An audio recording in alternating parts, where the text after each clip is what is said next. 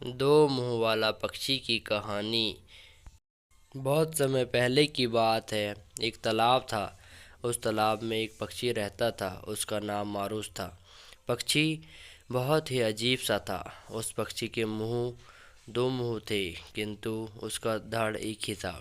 वह अपने दोनों सिर से देख और खाना खा सकता था। सभी को इस पक्षी को देखकर बड़ा आश्चर्य होता था।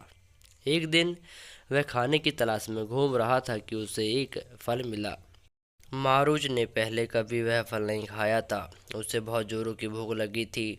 पक्षी के मुख में फल को देखकर पानी आ गया। फल उसे बहुत स्वादिष्ट लगा। फल खाने के वाले मुख ने दूसरे मुख को बतलाया, फल तो अमृत से समान बहुत ही स्वादिष्ट है। मैंने आज तक अपनी ज़िंदगी में ऐसा फल नहीं खाया। फल की प्रशंसा सुनकर मारुच के दूसरे मुख से रहा नहीं गया और बोला, अगर फल इतना स्वादिष्ट है तो थोड़ा सा मुझे भी चखाओ।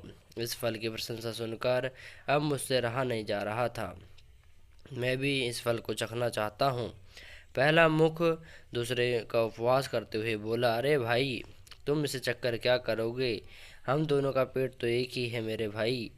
खाने के बाद आखिर यह फल अपने पेट में ही जाएगा और इससे तुझे भी तृप्ति हो जाएगी।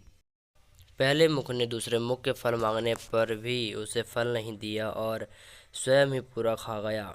दूसरा मुख इस घटना से बहुत नाराज और दुखी हुआ और इसे अपना अपमान समझकर किसी भी तरह उसके मुख से बदला लेना चाहता था।